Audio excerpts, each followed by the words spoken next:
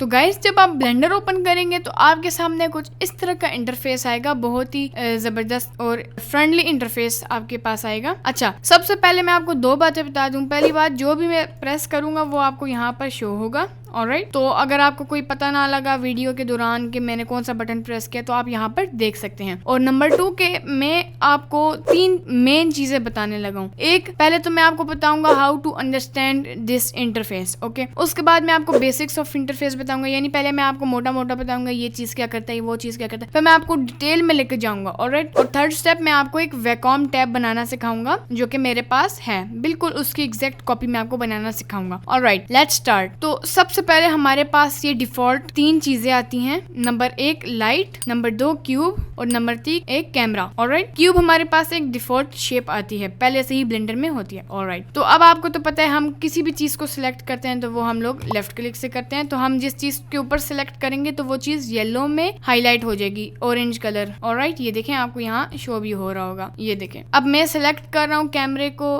तो अब कैमरे को मैंने सिलेक्ट किया तो कैमरा सिलेक्ट हो गया, हाईलाइट हो गया। क्यूब को तो क्यूब और लाइट को तो लाइट हाईलाइट हो गई। ऑलराइट, अब सेलेक्ट हो गया। अब हम लोग नेविगेट कैसे कर सकते हैं अपने इस सीन में, तो उसके लिए हम अपने माउस का मिडिल स्क्रॉल जो माउस है स्क्रॉल की, उसे अब हम स्क्रॉल करेंगे तो एक तो जूम इन जूम आउट होगा। और जब हम अपने स्क्रॉल व्हील को क्लिक करेंगे, और आपने क्लिक रखे रहना, और क्लिक छोड़ना नहीं है, और आप अपना माउस इधर उधर हिलाएंगे तो ये देखें हमारा सीन नेविगेट हो रहा है। स्क्रॉल इन स्क्रॉल आउट यानी जूम इन जूम आउट, और नेविगेट हम इस तरह कर सकते हैं। ऑलराइट, अब आपको यहाँ पर कोई कुछ ग्रिड्स दिख रही होंगी। ऑलराइट, और ये लाइंस दिख रही होंगी आपको। तो बेसिकली ग्रिड्स आपको हेल्प करती हैं आपको बताने में कि यानी अभी आपके ऑब्जेक्ट यहाँ पर है, यहाँ पर है। खैर, अगर आप ग्रिड्स को नहीं रखना चाहते तो आप वो भी एक ऑप्शन को अगर आप चेक करें तो वो आपकी सारी ग्रिड्स जो हैं वो बिल्कुल फिनिश हो जाएंगी। लेकिन मैं तो आपको प्रेफर करता हूँ कि आप ग्रिड्स साथ रखें, बहुत हेल्प करती हैं। और बाकी जो रेड और ग्रीन लाइंस हैं एक्सिस होती हैं ये, यानी जो रेड लाइन होती है वो एक्स एक्सिस होती है और जो ग्रीन लाइन होती है वो वाई एक्सिस होती है। और अब यहाँ एक ब्लू लाइन भी है लेकिन वो अभी हमें दिख नहीं रही, वो बिल्कुल ऊपर से नीचे तक जाती है, वो हमारी जेड एक्सिस है। अब ये लाइनें बहुत ज्यादा इंपॉर्टेंट होती हैं बिकॉज ये हमें बताती हैं कि अभी हमारा ऑब्जेक्ट किस एक्सिस की तरफ मूव कर रहा है, हमारा फ्रंट एक्सिस क्या है, बैक एक्सिस क्या है, साइड एक्सिस क्या है, टॉप एक्सिस क्या है। तो सारे एक्सिस हमें बताती हैं। अब हमारी ब्लू जो लाइन है यानी जेड एक्सिस, वो इसलिए शो नहीं हो रही क्योंकि वैसे हम शो एक और ऑप्शन है उसे चेक करें तो शो हो सकती है, लेकिन अब देखें अगर वाई और एक्स ना होती तो हमें ना पता चलता कि टॉप क्या है, साइड क्या है या फिर फ्रंट क्या है। लेकिन अब हमारी साइड और फ्रंट हमें पता लग गया, तो टॉप और जो बॉटम है वो तो पहले से ही पता लग गया होगा, ऊपर नीचे। ऑलराइट, तो अब हमारा फ्रंट और बैक व्यू जो है ना वो हमारा वाई एक्सिस है। ऑलराइट, ये हमारा फ्रंट व्यू है, ये देखें ये फ्रंट व्यू है और ये बैक व्यू है। Y axis is front and back view. आप मर्जी एक्स एक्सिस को रखें लेकिन y axis front and back view है। और साइड व्यू जो है वो आपका एक्स एक्सिस है, यानी ये हमारा साइड व्यू है और ये हमारा दूसरा साइड व्यू है। ऑलराइट, अब अगर आप चाहें कि मैं एक एक्सिस पे जाऊं, मतलब फॉर एग्जांपल अब तो ये रैंडमली मूव हो रहा है ना हमारा जो है सीन, लेकिन मैं चाहता हूँ कि ये एक एक्सिस में हमारा जो व्यू है वो स्टिक रहे, तो उसके लिए यहाँ पर आपको एक ग्लोब सा दिखेगा। खैर ग्लोब नहीं, ब्लेंडर का ग्लोब दिखेगा। इसको भी हम लोग लेफ्ट क्लिक से करके हम इसको जब मूव करेंगे अपना माउस तो ये भी वही काम करेगा जो कि हमारा स्क्रॉल व्हील करेगा। शॉर्टकट मतलब जो हमारा शॉर्टकट है वो स्क्रॉल व्हील है, यानी इसको हम क्लिक करके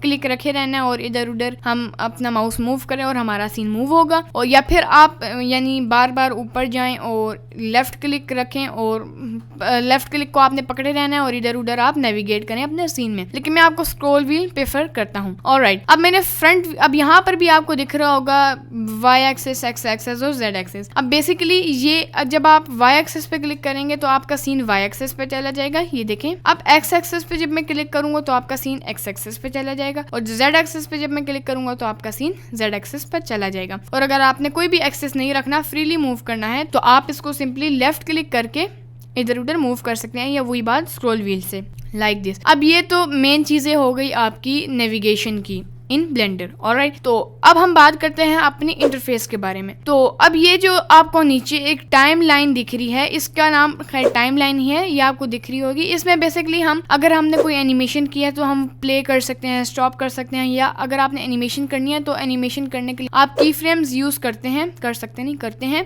ऑलराइट, तो वो आप यहाँ पर मूव कर सकते हैं कि नहीं मैंने अपनी की फ्रेम यहाँ लानी है, वो भी अभी हम आगे जाके सीखेंगे कि की फ्रेम्स क्या होता है ये वो। ऑलराइट, तो यहाँ पर आप सिंपली अपनी एनिमेशन को प्ले कर सकते हैं, स्टॉप कर सकते हैं। अभी तो हमने कोई एनिमेशन नहीं की इसलिए यहाँ पर कुछ भी शो नहीं हो रहा। तो आपको ब्लू सी लाइन दिख रही होगी, इसको हम पकड़ के इधर उधर कर सकते हैं। और ये आपको नंबर्स जो दिख रहे हैं ये हमारे फ्रेम्स हैं। अब फ्रेम्स का तो आपको पता ही होगा, 24 frames is equal to 1 second. Alright, तो ब्लेंडर में आप इसको चेंज भी कर सकते हैं, 60 फ्रेम्स 1 सेकेंड। तो ये नहीं हमारी FPS है, लेकिन अभी जो डिफॉल्ट ब्लेंडर में है वो 24 फ्रेम्स पर सेकंड है। तो ये बेसिकली आपकी फ्रेम्स है। आप फ्रेम 1 पे एक की फ्रेम डालें, फिर एनिमेशन चेक करें और ये वो ना। अब अगर मैं प्ले करूं तो ये प्ले हो रहा है, स्पेस बार की से होता है ये प्ले और स्टॉप, या फिर आप यहाँ से इसको प्ले कर सकते हैं फिर स्टॉप कर सकते हैं और बैकवर्ड्स भी चला सकते हैं, लेकिन बैकवर्ड्स ज्यादा जरूरी नहीं है, लेकिन स्टिल अगर करना हो तो। अब मैंने इसे प्ले किया, स्टॉप किया या फिर स्पेस बार के जरिए मैंने कर लिया।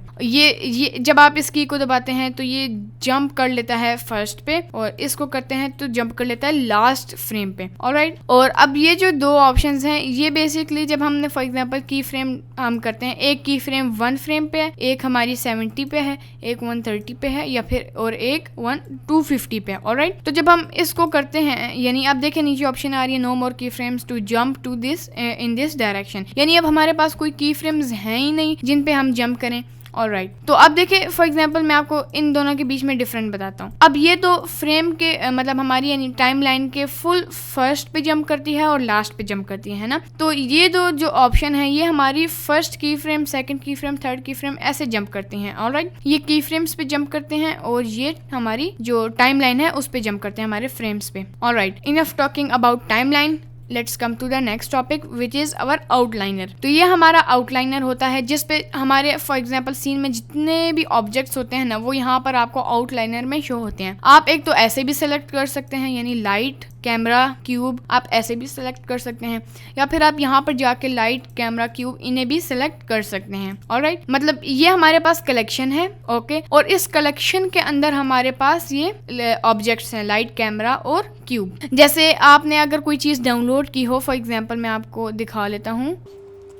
अच्छा, तो अब देखें ये मेरा कलेक्शन है, और इस कलेक्शन को जब मैं ओपन करूँ तो इसके अंदर मेरे पास ये कैमरा और क्यूब हैं। Alright, same in the blender. अब ये मेरे पास कलेक्शन है और ये इसके ऑब्जेक्ट्स हैं। ऑलराइट, तो अब आउटलाइनर भी बहुत ज़्यादा ज़रूरी होता है काफ़ी सारी चीज़ों के लिए, लेकिन इसके बेसिक्स यही है कि अब आपकी जो सारी चीज़ें होती हैं ना वो यहाँ पर आपके सामने होती हैं। आप इनका नेम और सारा कुछ चेंज कर सकते हैं। फॉर एग्जाम्पल अगर आपने एक घर बनाया है और उसमें 10 लाइटें हैं, यानी 10 लाइटें इस तरह की हैं। ऑलराइट, 10 लाइट्स आपने अपने सीन में डाली हैं ताकि आपका सीन रोशन हो जाए, और एक हाउस डाला है। तो आप लाइट्स को डिफरेंट कलेक्शन में डाल के उस कलेक्शन का नाम लाइट रख देंगे, और क्यों जो हमारा हाउस है उसको डिफरेंट कलेक्शन में डाल के उस कलेक्शन का नाम हाउस कर देंगे। तो आप यहाँ चीजें ऑर्गेनाइज कर सकते हैं। ऑलराइट, और आउटलाइनर और टाइमलाइन की आपको बेसिक्स पता लग गए होंगे। अच्छा, अगर आप चाहते हैं कि आपको चीजें जहन में बैठें तो आपको मैं ये बता दूं कि ये वीडियो पहली बार देखने में आपको नहीं समझ आएगी,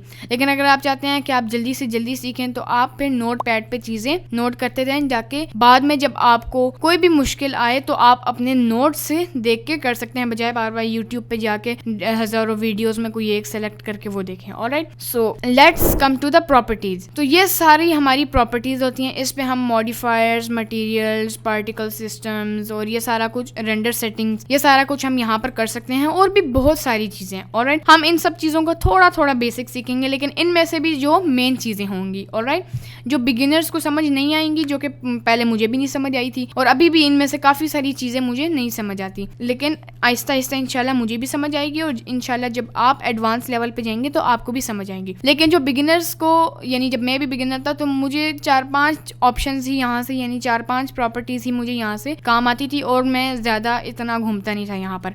ऑलराइट, तो यहाँ पर आप क्लिक करें तो आप डिफरेंट सेटिंग्स में आ सकते हैं। फॉर एग्जांपल अब ये जो है ये आपको खैर इतना ज़रूरतमंद नहीं होगा, लेकिन हमारे पास जो 5-6 मैं आपको बता देता हूँ जो कि बहुत बहुत ज़रूरी हैं। उनमें से फर्स्ट है रेंडर प्रॉपर्टीज़। इस पे आप रेंडर सेटिंग्स कर सकते हैं। ऑलराइट, आप अपने मतलब फॉर एग्जांपल आपने एक सीन बना लिया, तो आप यहाँ से उस सीन को जब रेंडर करेंगे तो आप यहाँ से सारी रेंडर सेटिंग करेंगे। फिर सेकंड ऑप्शन आउटपुट प्रॉपर्टीज़ है, यानी आपका रेंडर निकले कैसे। अब यहाँ पर फ्रेम रेट है, कितने फ्रेम्स पे हो, रेजोल्यूशन क्या हो, और ये सारा कुछ आपने कहाँ पर अपना रेंडर सेव करना है, आपने वीडियो करनी है या यानी पीएनजी करनी है या FFmpeg यानी वीडियो या पिक्चर करनी है, तो ये सारा कुछ आपको इस यहाँ पर आउटपुट प्रॉपर्टीज में दिखेगा। अब इन सब को स्किप करें, अब यहाँ पर आते हैं। ये हमारी वर्ड लाइटनिंग है। अब ये हमारी वर्ड लाइटनिंग नहीं है, लेकिन ये तो हमारी सीन में एक लाइट है ना। वर्ड लाइटनिंग मैं आपको दिखाता हूँ। अभी आपको ये करना है, अभी आपको एक लाइट फॉर एग्जाम्पल यहाँ से मैं हटा देता हूँ। अब आपको अब देखिए लाइट कोई भी नहीं है, लेकिन फिर भी एक ग्रे सा यानी नजर आ रहा है कुछ। अगर मैं इसको ब्लैक कर लेता हूँ तो अब कुछ भी नहीं नजर आ रहा है, यानी हमारी वर्ड लाइट है। Alright,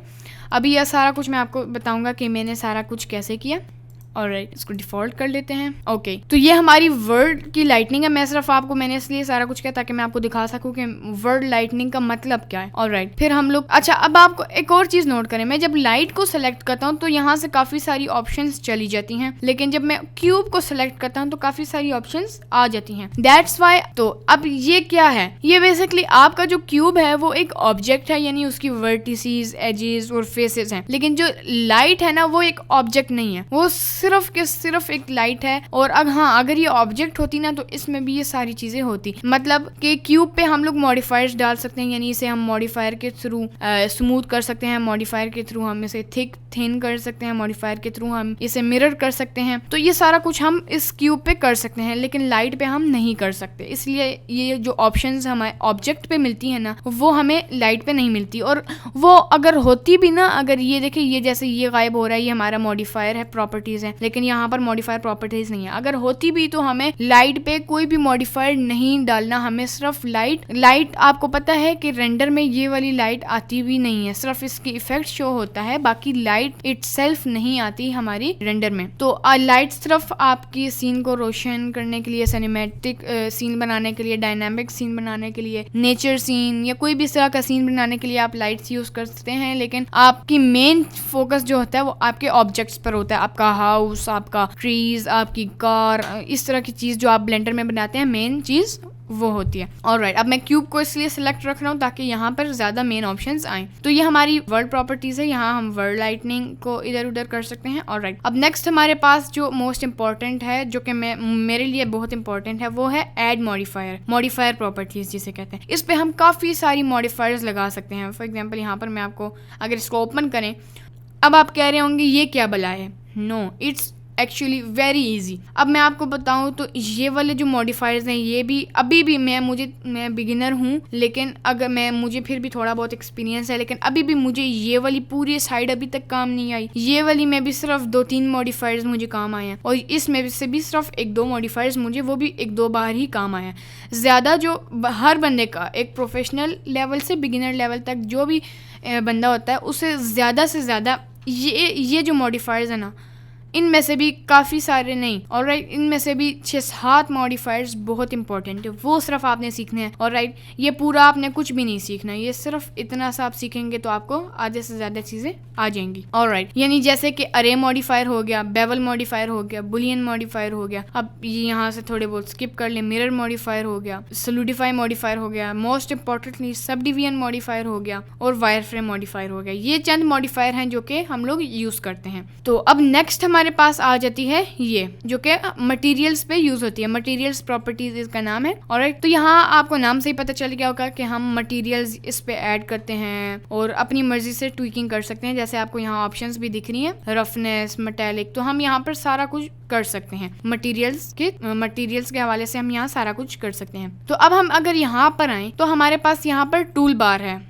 alright, tool bar basically आपके पास चंद सेटिंग्स हैं, आपके पास और भी बहुत सारी सेटिंग्स हैं, लेकिन वो यहाँ कहीं मतलब हिडन है, लेकिन जो मेन सेटिंग्स है ना वो आपको यहाँ टूल बार में शो हुई हैं। ऑलराइट, अच्छा ये जो ऑप्शन आपके पास है ना, ये ऊपर मॉडिफाई एड ऑन है एक, ये आप लोगों के पास नहीं होगा, इसका नाम ब्लेंडर किट है। ऑलराइट, तो ये आप लोगों के पास नहीं होगा, ये मैंने डाउनलोड किया है, तो आप लोगों के पास ये नहीं होगा, ये आपको शो नहीं हो रहा होगा, तो ये कोई प्रॉब्लम नहीं है। ऑलराइट, और आज वैसे भी इस वीडियो में हम इसके बारे में नहीं डिस्कस करेंगे बिकॉज ये ब्लेंडर में डिफॉल्टली नहीं आता। ओके, अब यहाँ पर टूल बार के बारे में हम बात कर रहे थे, तो फर्स्ट ऑप्शन जो है वो है select box. Okay, select box जो ऑप्शन है वो पहले से सेलेक्ट होता है, उसमें सिंपली बस हम ऑब्जेक्ट्स को सेलेक्ट कर सकते हैं, लाइक दिस दिस दिस, ये देखें बस इस तरह हम सेलेक्ट कर सकते हैं। ऑलराइट, अभी सेकंड वाले को फिलहाल के लिए छोड़ दें।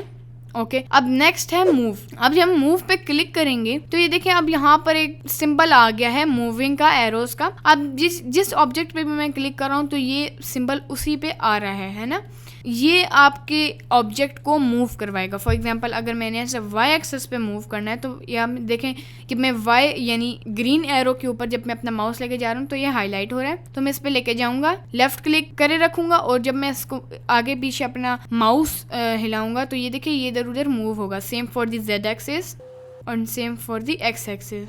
ऑलराइट, अब हम रोटेशन पे आते हैं।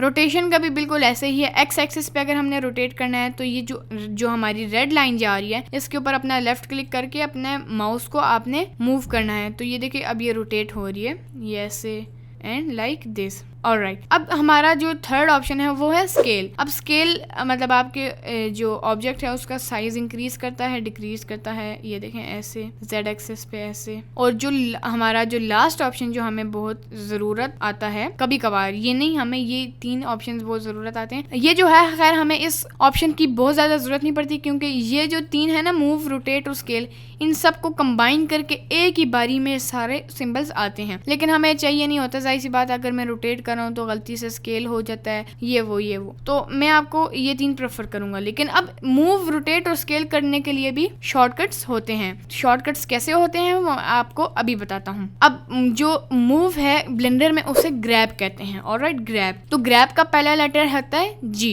तो जब आप अपने ऑब्जेक्ट को सेलेक्ट करें और जी प्रेस करें तो ये देखें अब ये रैंडमली मूव हो रहा है, किसी एक्सेस पे मूव नहीं हो रहा। अच्छा, सबसे पहले यहाँ पर मैं वापस जाता हूँ सेलेक्ट बॉक्स में ताकि ये सिर्फ सेलेक्ट हो सके, सिंबल ना आ सके। ऑलराइट, अब ग्रैब कहते हैं, तो ग्रैब का जो पहला लेटर है वो जी ही है। तो अब हम जब जी प्रेस करेंगे तो ये देखिए रैंडमली ये मूव होगा। अब मैं चाहता हूँ कि ये वाई एक्सेस पे मूव हो तो मैं जी प्रेस ही रखूंगा लेकिन मैं साथ वाई दबा दूंगा। अब ये देखिए मैं माउस ऊपर नीचे भी कर रहा हूँ लेकिन ये सिर्फ के सिर्फ वाई एक्सेस पे मूव हो रहा है। अब मैं एक्स एक्सेस पे करूंगा तो मैं माउस इधर उधर भी ले जाऊं लेकिन तो ये सिर्फ के सिर्फ एक्स एक्सेस पे जाएगा। Same for the z axis. Alright, ये देखिए अब सिर्फ जेड एक्सेस पे जा रहा है। और अगर मैं अपनी जो फॉर एग्जाम्पल मैं यहाँ तक पहुंच गया हूँ लेकिन मैं चाहता हूँ कि मेरी जो लोकेशन मतलब जो मैं मूव कर रहा हूँ अपने क्यूब को या किसी भी ऑब्जेक्ट को वो कैंसिल हो जाए, यानी आपने अपना डिसीजन बदल लिया है कि मैंने इसको मूव नहीं करना और आप चाहते हैं कि वापस कैंसिल हो जाए, तो आप कोशिश करते हैं ये उसी परफेक्ट जगह पे हो, लेकिन अब आप जितनी भी कोशिश कर ले परफेक्ट जगह पे तो नहीं होगा। सो आप सिंपली राइट क्लिक कर लें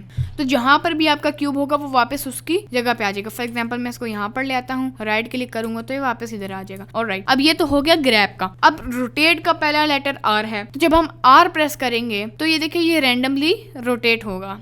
ओके, वही बात है, मैं वाई एक्सेस पे करना चाहूँ तो मैं वाई दबा दूंगा, r y. Okay, x axis पे रोटेट करना चाहूँ तो मैं एक्स दबा दूंगा और जेड एक्सेस पे रोटेट करना चाहूँ तो जेड दबा दूंगा। और इसमें भी वही है, अगर मैं चाहता हूँ कि मेरी रोटेशन कैंसिल हो जाए तो मैं राइट क्लिक कर दूंगा। ऑलराइट, अब हम आते हैं स्केल की तरफ। स्केल यानी साइज इंक्रीज और डिक्रीज को हम ब्लेंडर में कहते हैं स्केल। तो स्केल का जो पहला लेटर है वो भी एस ही है। तो अब एस को जब मैं दबाऊंगा तो ये देखें हमारे ऑब्जेक्ट का, सिलेक्टेड ऑब्जेक्ट का जो साइज है वो इंक्रीज डिक्रीज हो रहा है रैंडमली। अब इसमें भी सेम है, वाई तो वाई प्रेस कर लें, एक्स एक्सिस पे करना है तो एक्स प्रेस कर लें और जेड एक्सिस पे करना है तो जेड प्रेस कर लें। ऑलराइट, चलें, अब आपको मूव, रोटेट और स्केल की भी समझ आ गई। चलें अब नेक्स्ट चीज पे चलते हैं जो कि है how to add objects. Okay, Blender में काफी सारी शेप्स होती हैं जो कि ब्लेंडर में डिफॉल्टली होती हैं, तो अब हम उन्हें कैसे डाल सकते हैं। लेकिन उससे पहले मैं आपको दिखा दूं, फॉर एग्जाम्पल अगर मेरा क्यूब इधर हो गया है, मैंने अभी जी दबाया, ये आपको यहाँ शो हो रहा है, मैं इसको इधर ले आता हूँ। ऑलराइट,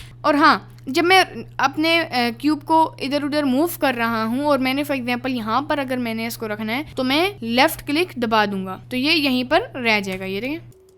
ऑलराइट, अब मैं चाहता हूँ कि मेरा जो क्यूब है वो वापस अपनी जो सेंटर है पूरे वर्ल्ड का, यानी ब्लेंडर के वर्ल्ड का, वो वहां पर बिल्कुल सेंटर में आ जाए। ऑलराइट, तो उसके लिए मैं अब मैंने फॉर एग्जांपल अगर मैंने सिर्फ इसकी मूवमेंट, यानी इसकी जो मूवमेंट है सिर्फ मैंने उसे कैंसिल करना है, यानी अगर ये यहाँ पर है तो मैं चाहता हूँ यहाँ पर आए, तो मैं ऑल्ट जी दबाऊंगा, यानी ग्रैब, ऑल्ट ग्रैब यानी जी। ऑलराइट, अब मैंने ऑल्ट ग्रैब दबाया है, ऑल्ट जी, ऑल्ट प्लस जी, तो इसकी जो लोकेशन है वो बिल्कुल कैंसिल होगी और ये बिल्कुल सेंटर में आ गया। Same for rotation, alt r, rotation r से होता है तो ऑल्ट आर, अब इसकी जो रोटेशन है वो भी बिल्कुल जो डिफॉल्ट ब्लेंडर में थी वो होगी। अब ऑल्ट एस को जब मैं दबाऊंगा यानी स्केल, तो इसका जो स्केल है वो भी बिल्कुल डिफॉल्टली हो जाएगा। तो अब मैं आपको थोड़ा सा ब्रीफली बता देता हूँ कि हमने क्या क्या सीखा। हमने सीखा नेविगेट करना, जूम इन जूम आउट करना, ऑलराइट, और हमने टूल बार के बारे में सीखा, टाइमलाइन के बारे में सीखा और आउटलाइनर और प्रॉपर्टीज के बारे में सीखा, और मैंने आपको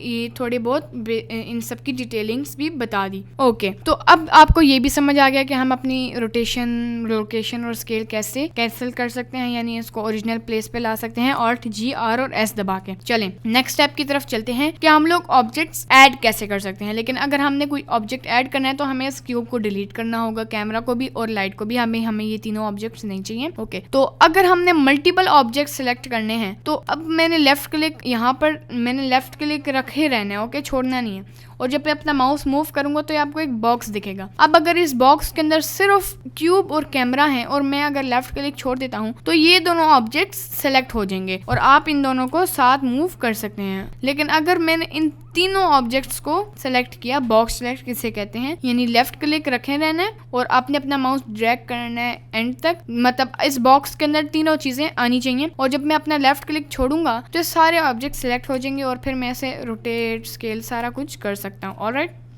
तो अब मैंने इनको सेलेक्ट इसलिए किया है क्योंकि मैंने इन्हें डिलीट करना है। तो हम डिलीट कैसे कर सकते हैं कि अपने कीबोर्ड पे या तो डिलीट का बटन दबा दें या तो एक्स दबाएं और डिलीट दबा दें। ऑलराइट, मतलब क्यूब को एक्स डिलीट, फिर इसको सेलेक्ट किया एक्स डिलीट और इसको सेलेक्ट किया एक्स डिलीट। ऑलराइट, अब मैं एक ऑब्जेक्ट ऐड करना चाहता हूँ तो मैं या तो ऐड पे चला जाऊंगा, ओके, लेकिन बार बार ऊपर जाने के बजाय मैं शिफ्ट प्लस ए दबा सकता हूँ, शिफ्ट ए, यहाँ पर आपको दिख भी रहा होगा, शिफ्ट प्लस ए।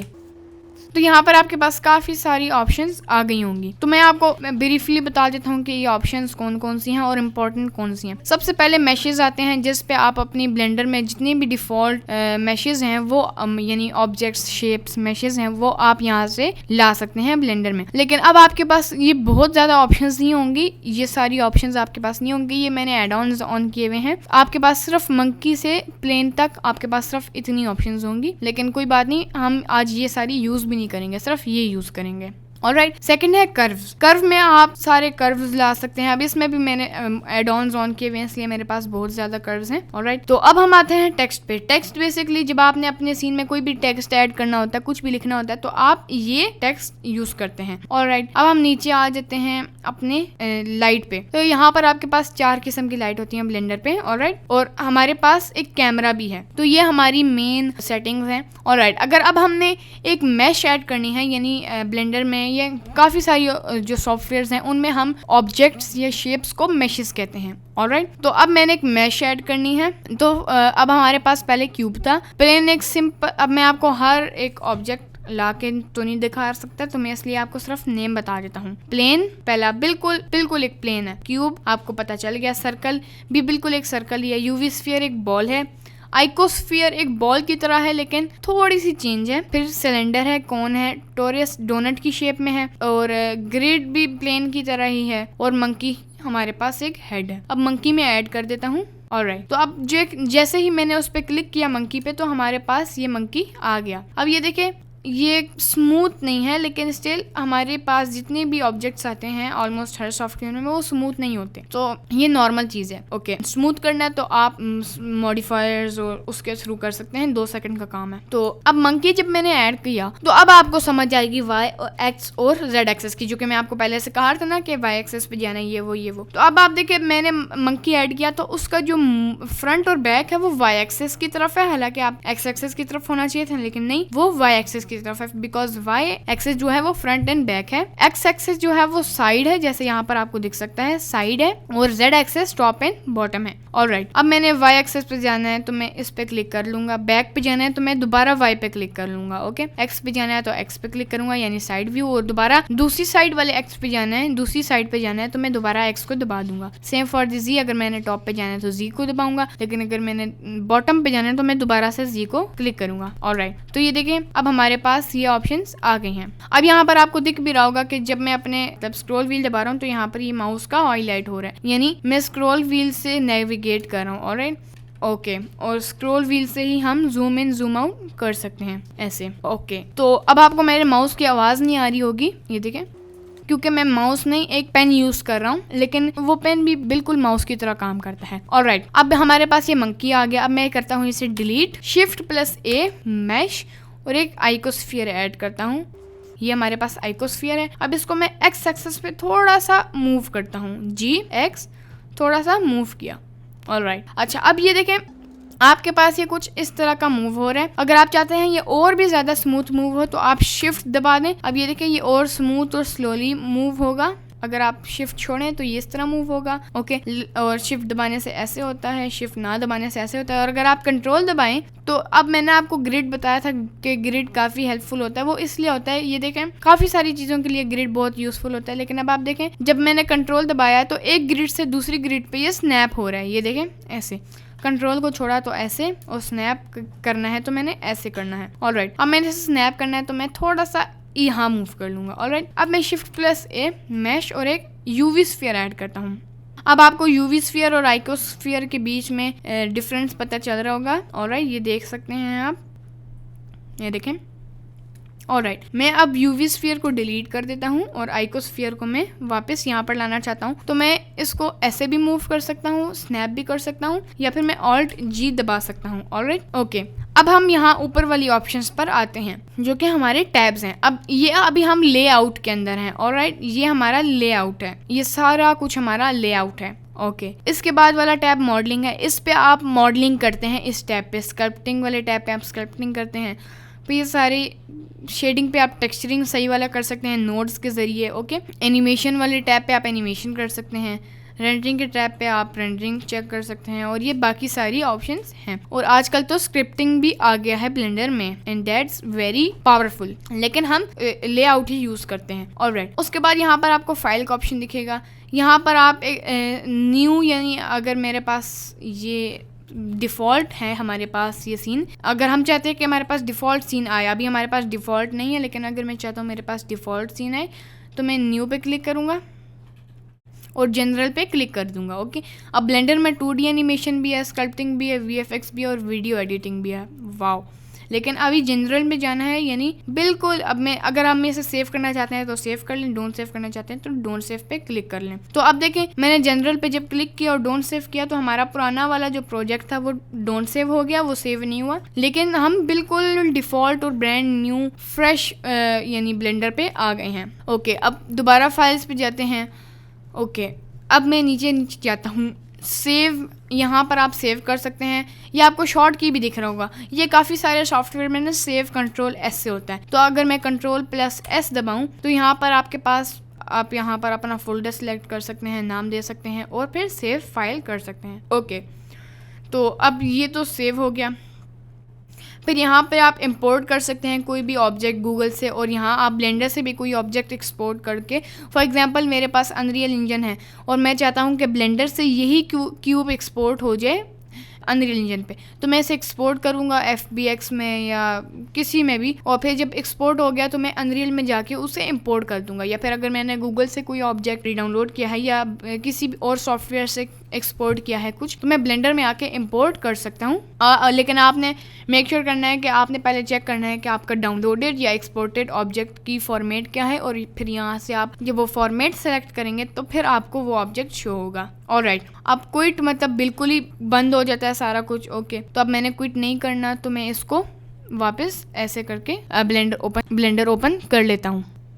Okay nice. चले अब हम मॉडिफायर्स की तरफ चलते हैं। अब मैं अपना कैमरा और लाइट को मैं कर देता हूँ डिलीट, क्यूब को सिलेक्ट करूंगा और अब हम मॉडिफायर्स थोड़े बहुत सीखेंगे। तो जब हम मॉडिफायर्स प्रॉपर्टीज पे क्लिक करेंगे और ऐड मॉडिफायर पे सबसे पहला मॉडिफायर है अरे मॉडिफायर। अब जब मैं अरे मॉडिफायर पे क्लिक करूंगा ऐसे, तो अब आप देखिए हमारा क्यूब कुछ बड़ा हो गया। एक्चुअली ये बड़ा नहीं हुआ, सिर्फ डुप्लीकेट हुआ है। ऑलराइट, तो मैं इसको यहाँ से काउंट को जब मैं बढ़ाऊंगा तो ये क्यूब उतनी बार डुप्लीकेट होते रहेंगे। ओके, अब यहाँ से जब इसका फैक्टर x पे है, यानी अभी x एक्सेस पे डुप्लीकेट हो रहा है, अब जब मैं इसको थोड़ा बढ़ाऊंगा तो आपको दिखेगा हमारा क्यूब कैसे यानी डुप्लीकेट हो रहा है। और फिर यहाँ से हम इसकी लोकेशन चेंज कर सकते हैं। फॉर एग्जांपल मैंने थोड़ा इस तरह करके इसको डुप्लीकेट करवाना है और इसके काउंट 4 से कर देता हूँ मैं, मे बी 6 पे या 8 पे। ऑलराइट, तो ये देखिए आपको कुछ इस तरह का रिजल्ट मिल जाएगा। यहाँ पर मैं कर देता हूँ 2 और इन दोनों को मैं कर देता हूँ 0। क्लिक करना है और 0 कर देना है। तो ये बेसिक्स हैं यानी इस मॉडिफायर के। लेकिन अगर मैं x एक्सेस पे नहीं चाहता तो मैं x को कर दूंगा 0 और y को कर दूंगा 2 या 1 या 3, जितने भी आपने करने हैं। ऑलराइट, तो ये बेसिक्स हैं इसके। अब बेवल मॉडिफायर मैं आपको बताता हूँ। अब ये आपको इस क्यूब के शार्प एजेस दिख रहे होंगे, राइट, और आप चाहते हैं थोड़े से शार्प ना हो, थोड़े स्मूथ हो जाए। यहाँ पर आपको इसके सिंबल पे भी दिख रहा होगा। जब मैं बेवल मॉडिफायर को दबाता हूँ तो ये देखिए इसके जो एजेस हैं, कॉर्नर्स हैं, वो थोड़े स्मूथ हो गए। लेकिन यहाँ से आप इसकी अमाउंट भी इंक्रीज और डिक्रीज कर सकते हैं। सिंपली लेफ्ट क्लिक आपने इस पर दबाना है और अपना माउस ड्रैग करना है और ये देखें आप इसे किस तरह, मतलब इसके कॉर्नर्स को कितना ज़्यादा स्मूथ कर सकते हैं। लेकिन अभी भी ये स्मूथ नहीं हो रहा। तो अगर आप चाहते हैं कि ये स्मूथ हो तो पहले आप यहाँ से अपनी वैल्यू सेलेक्ट कर दें। फॉर एग्जांपल मैं 0.3 करता हूँ या फिर 0.1। ऑलराइट, अब जब मैं इसके सेगमेंट्स बढ़ाऊंगा तो आपने देखना है वहाँ पर, ये देखें जैसे जैसे मैं इसके सेगमेंट्स बढ़ा रहा हूँ वैसे वैसे ये स्मूथ होता जा रहा है। 1 पे बिल्कुल ऐसे था, 2 पे ऐसे हुआ, 3 पे ऐसे, और करते करते ये स्मूथ भी हो सकता है। ये बेसिक्स है इस मॉडिफायर के। अरे modifier, bevel modifier, Boolean modifier अभी हम नहीं सीखेंगे क्योंकि वो बेसिक्स उस तरह नहीं है। तो हम डायरेक्ट आते हैं मिरर मॉडिफायर पे। ऑलराइट, लेकिन मिरर मॉडिफायर भी जो मैं आपको सबसे लास्ट पे सिखाऊंगा। ऑलराइट, बिकॉज उससे पहले हमें एडिट मोड के बारे में सीखना होगा। तो अब हम आते हैं सॉलिडिफाई मॉडिफायर पे। अब जब मैंने इस पर क्लिक किया तो आपने देखा कुछ भी नहीं हुआ। ऑलराइट, तो अब आप देखें जैसे मैं इसकी थिकनेस को मैं डिक्रीज़ कर रहा हूँ या डिक्रीज़ कर रहा हूँ तो ये देखें ये कुछ अजीब सा हो रहा है, हमें कुछ समझ नहीं आ रही। तो उसके लिए मैं इस क्यूब को डिलीट करूँगा क्योंकि ये इस मॉडिफायर के लिए परफेक्ट शेप नहीं है। मैं एक प्लेन ऐड करूँगा, मैश में जाऊँगा, Shift+A मैश और प्लेन ऐड कर लूँगा। ऑलराइट, मैं यहाँ से ऑन कर देता हूँ ताकि अब आपको मैं जो भी प्रेस करूँगा वो आपको यहाँ पर शो होगा। चलें, अब मैं इस पर सॉलिडिफाई मॉडिफायर ऐड करता हूँ। तो अब आपको दिख रहा है कि प्लेन, अब मैं इसको क्रॉस करता हूँ तो ये देखिए प्लेन बिल्कुल एक, मतलब इसमें कोई थिकनेस नहीं है। लेकिन जब मैं इसे सेलेक्ट करूँगा और सॉलिडिफाई मॉडिफायर ऐड करूँगा तो ये थोड़ा बहुत थिक हो गया है। तो अब मैं इसकी थिकनेस को इंक्रीज़ कर सकता हूँ और डिक्रीज़ कर सकता हूँ bye dragging this amount. Okay, अब ये देखें मैं कह रहा हूँ माइनस में लेके जाऊँगा तो ऊपर की तरफ हो रहा है और पॉजिटिव में लेके जाऊँगा तो ये नीचे की तरफ हो रहा है। ऑलराइट, तो अभी बाकी सारी ऑप्शंस को आप फ़िलहाल छोड़ दें। तो ये बस ओनली रिम्स का मैं आपको बता देता हूँ। जब मैं ओनली रिम्स को मैं चेक करूँगा तब आप नीचे देख सकते हैं कि नीचे का फेस जो है वो खाली हो गया। या फिर इसको मैं माइनस की वैल्यू पे लेके जाऊँ तो ये देखें, लेकिन अगर मैं ओनली रिम को मैं अगर हटाऊँ तो ये देखें ये इस तरह बन गया और रिम के साथ ये इस तरह बन गया। तो ये बेसिक्स थे इसके। अब जो नेक्स्ट मॉडिफायर है उसके लिए जो सबसे बेस्ट ऑप्शन होगी वो होगी यूवी स्फीयर। ऑलराइट, अब आप देख सकते हैं कि यूवी स्फीयर पे किस तरह यानी आपको कॉर्नर्स दिख रहे हैं, मतलब ये आप देख सकते हैं कॉर्नर्स, ये हो गया, फिर ये लाइन ये आपको दिख रही है। अगर आप चाहते हैं कि हमारी ऑब्जेक्ट कोई भी ऑब्जेक्ट स्मूथ हो जाए तो आप sub division surface modifier use करते हैं। जब मैंने इस पर क्लिक किया तो ये देखिए जो हमारे वर्टिसेस एजेस जो शो हो रही थी वो डबल होगी अमाउंट में। यानी अगर मैं इसको कर देता हूँ 0 तो ये देखें ये हमारा बिफोर था, ये हमारा आफ्टर था, ये देखें। और हम इसे और भी ज़्यादा टाइम्स इंक्रीज कर सकते हैं, लेकिन वो अभी हम 3 से ज़्यादा नहीं करेंगे। ओके, हम मैक्सिमम 1 पे ही रखेंगे, 1 या 2। मैं फ़िलहाल 1 पे रख लेता हूँ। लेकिन अभी भी ये स्मूथ नहीं है और आप चाहते हैं कि ये स्मूथ हो तो उसके लिए आप अपने किसी भी ऑब्जेक्ट को सेलेक्ट करें, राइट क्लिक करें और आपके पास ये काफ़ी सारी ऑप्शंस आ जाएंगी। तो मेन ऑप्शंस आपका shade smooth, shade auto smooth, shade flat है, ऑलराइट, और डुप्लीकेट ऑब्जेक्ट्स है। ये आपका जो मेन आपका जो है ये आपकी सेटिंग्स है मेन। तो शेड स्मूथ को जब आप क्लिक करेंगे तो आपकी जो भी शेडिंग होगी वो स्मूथ हो जाएगी। बेशक सब डिवीजन मॉडिफायर को मैं क्रॉस कर लूँ, लेकिन स्टिल ये आप देख सकते हैं कॉर्नर्स पे ये थोड़े से आपको कॉर्नर्स दिख रहे हैं, एजेस पे ये बिल्कुल कॉर्नर्स आपको दिख रहे हैं। तो इनको स्मूथ करने के लिए आप सब डिवीजन मॉडिफायर लगा सकते हैं, जिससे ये एक्स्ट्रा स्मूथ हो जाएगा। लेकिन फिलहाल के लिए अब मैं देखिए शेड स्मूथ से ये होगा, शेड ऑटो स्मूथ आपको बाद में समझ आएगी, ओके। और शेड फ्लैट से ये इसकी शेड जो है, शेडिंग इस जो स्फीयर की शेड है वो बिल्कुल फ्लैट हो जाएगी और हम शेड स्मूथ भी कर सकते हैं, ऑलराइट। अब मैं इसको करता हूँ डिलीट और शेड फ्लैट, ओके। अच्छा, अब अभी हमने सीखा अरे modifier, bevel modifier, mirror modifier हम थोड़ी देर तक सीखेंगे, सॉलिडिफाई मॉडिफायर और सब डिवीजन मॉडिफायर। ये 4 मॉडिफायर बहुत ज़्यादा इंपॉर्टेंट हैं, ओके, बिगिनर्स के लिए भी और प्रोफेशनल्स के लिए भी, ओके। अब इसको मैं कर देता हूँ डिलीट और एक प्लेन ऐड करता हूँ। ये अभी एडिट मोड के बारे में हम सीखेंगे। अच्छा, अब मैं चाहता हूँ कि ये जो मतलब वर्ड, अच्छा आपको ये कैसे समझ आएगी, हाँ, ये एक ऑप्शन है ब्लेंडर में ग्रीस पेंसिल के नाम से। ये सिंपली आपकी एक पेंसिल है, आप यूज़ कर सकते हैं। ये मैं आपको सिर्फ दिखा रहा हूँ, ओके। अब ये हमारा प्लेन है। अब इसकी 4 वर्टिसेस हैं, जैसे कि आपको पता है, एक इधर, एक इधर, एक इधर और एक इधर। ये 4 हमारी वर्टिसेस हैं। वर्टिसेस, एजेस और फेसेस का तो आपको पता ही होगा। 4 वर्टिसेस ब्लेंडर में 4 वर्टिसेस मिला के एक फेस बनाती हैं। यहाँ पर आपको दिख रहा होगा 4 वर्टिसेस एक फेस बना रही हैं। एजेस हमारी ये हैं, ये एज हो गई, ये एज हो गई, ये एज हो गई, ये एज हो गई, ऑलराइट। ये हमारी ये हमारी एजेस हैं, ये हमारी वर्टिसेस हैं, ओके। और ये पूरा हमारा फेस है। ये इन वर्टिसेस और एजेस के अंदर हमारा एक फेस है, ओके। तो अब मैं चाहता हूँ ये मैं थोड़ा सा गुनाम थोड़ा सा रेस कर दूँ।